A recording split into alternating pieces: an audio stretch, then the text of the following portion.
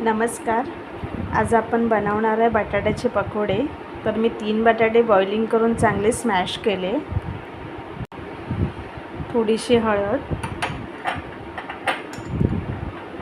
चवीनुसार लाल तिखट,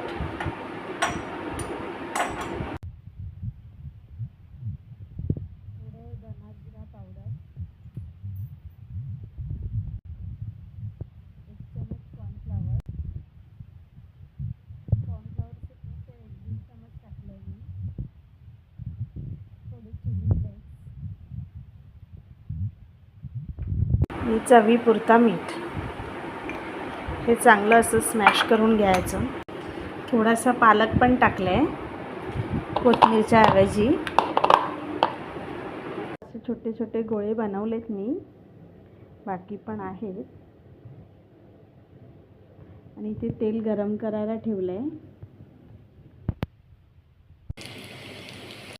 हे बघा, हे आपलं रेडी आहे. चटणी बरोबर किंवा टोमॅटो सॉस बरोबर खाऊ शकता तुम्ही. हे बघा, मस्त गरम गरम आहे.